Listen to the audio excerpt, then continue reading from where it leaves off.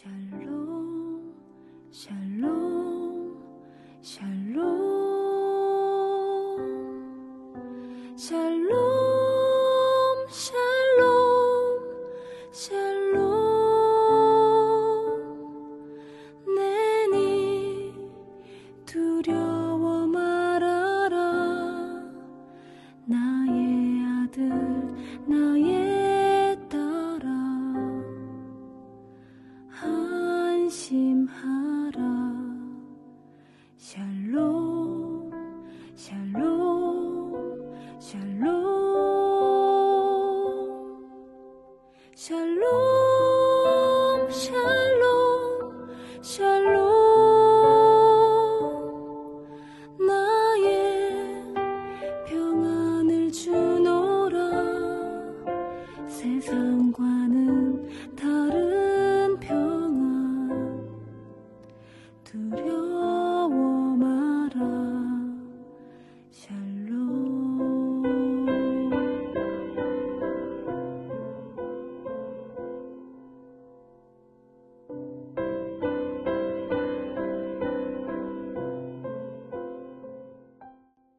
7월 23일 늘푸른 새벽 예배를 하나님 앞에 올려 드리겠습니다.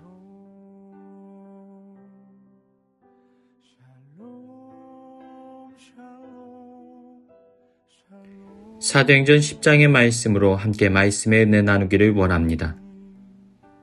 가이사라에 고넬료라 하는 백부장이 있었습니다.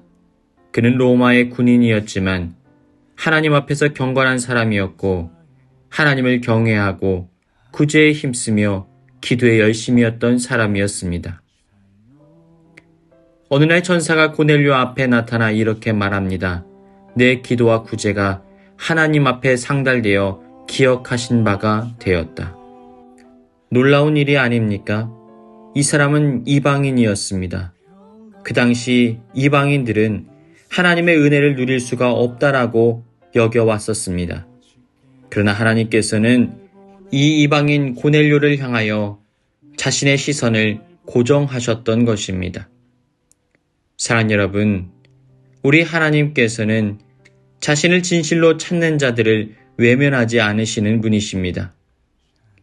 비록 그가 유대인도 아니었고 율법의 테두리 안에도 있지 않았지만 하나님께서는 고넬료의 진실된 삶을 살펴보셨습니다.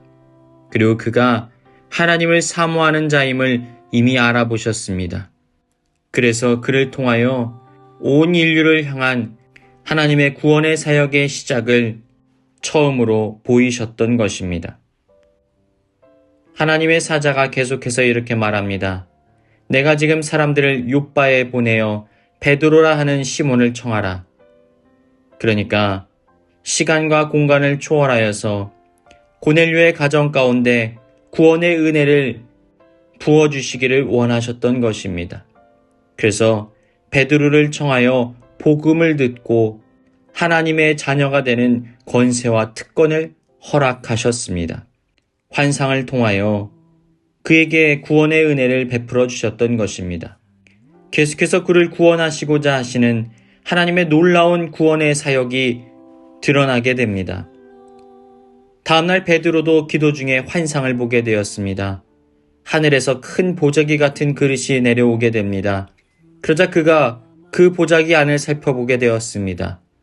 그런데 그 안에는 율법상 부정한 짐승들로 가득합니다. 그때 하나님의 음성이 들려옵니다. 베드로야 일어나 잡아먹어라. 베드로는 놀라서 대답합니다. 주여 그럴 수 없습니다. 속되거나 깨끗하지 아니한 것은 결코 먹지 아니하겠습니다. 그러자 하나님께서 다시 이렇게 말씀하십니다. 하나님께서 깨끗하게 하신 것을 내가 속되다 하지 말라. 여러분, 이 말씀은 단순히 음식에 대한 율법의 해석을 말하는 것이 아닙니다. 지금껏 유대인들이 이방인들에게 가지고 있었던 편견과 선입견에 대하여서 말씀하신 것입니다. 그동안 유대인들은 이방인들을 부정한 자로 여겨왔습니다. 그래서 그들과 가까이 하지도 않았고 그들에게 복음을 전하지도 않았습니다. 베드로조차도 유대인들을 넘어 이방인들에게 복음을 전한다라는 것은 상상조차 하지 못했습니다. 그런데 하나님께서는 그들을 새롭게 하십니다. 복음이 온 인류를 향한 하나님의 뜻과 계획임을 알리셨던 것입니다. 유대인을 넘어 이방인들에게까지 복음이 전해졌음을 선언하고 있으신 것입니다. 그래서 환상을 통하여서 베드로를 깨닫게 하셨던 것입니다. 이제 하나님께서는 베드로를 고넬료의 집으로 보내셔서 구원의 역사들을 성취해 나가십니다. 베드로가 고넬료의 집에 도착하게 되었습니다. 그런데 놀라운 것을 보게 됩니다. 고넬료와 그의 가족들은 이미 준비된 심령이 되어 있었습니다.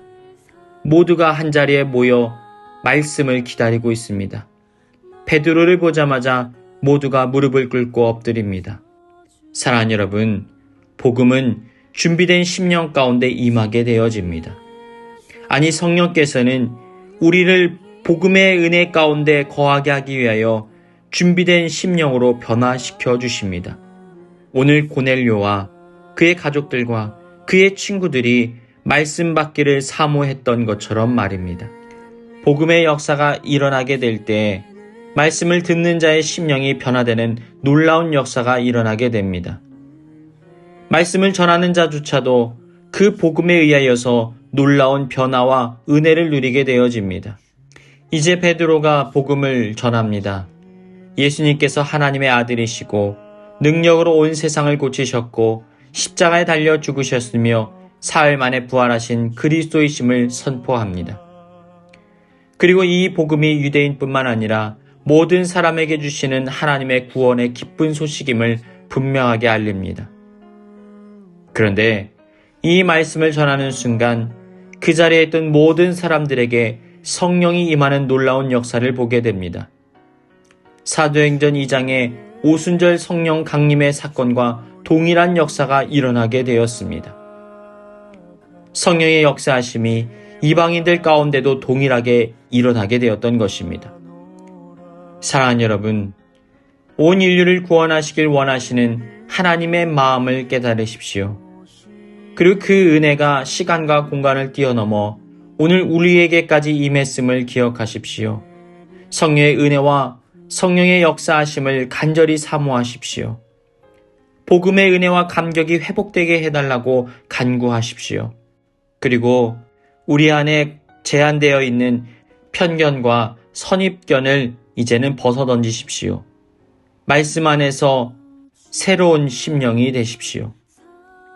하나님의 구원의 역사는 우리의 편견과 생각을 뛰어넘어 놀라운 역사를 일으킵니다. 오늘도 그 은혜를 누리며 이 땅을 살아가는 저와 여러분의 삶이 되시길 주님의 이름으로 축원합니다.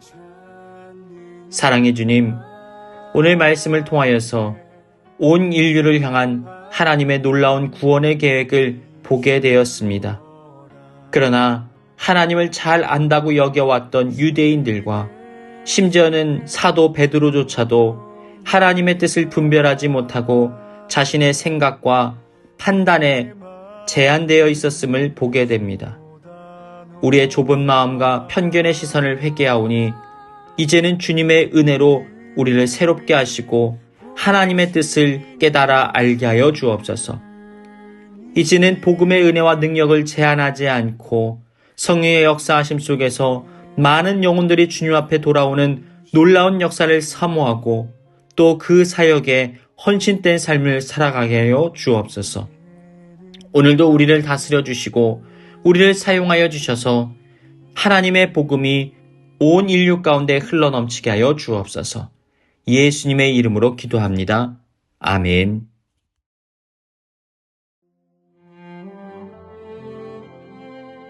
교회 주신 공동의 기도 제목을 가지고 다 같이 기도하겠습니다.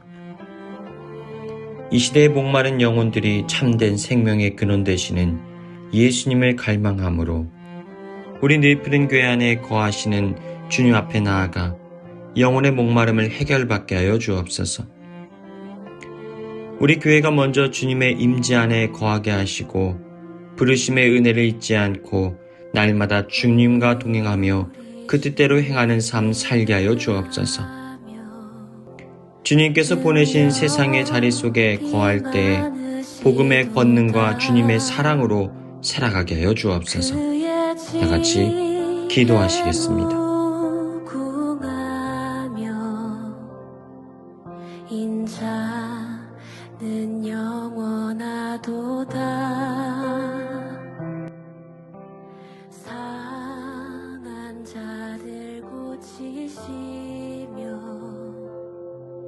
상처를 싸매시도다. 별들의 수를 세시며 이름을 붙이셨도다. 그가 구름으로 하늘을 덮으시며 땅을 위하여 비 준비하시니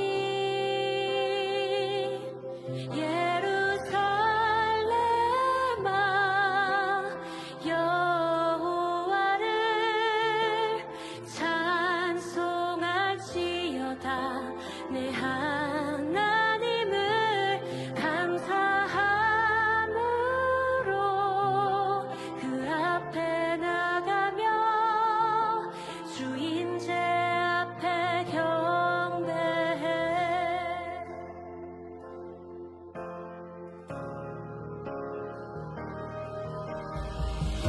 우리 주는 위대하며 능력이 많으시도다. 그의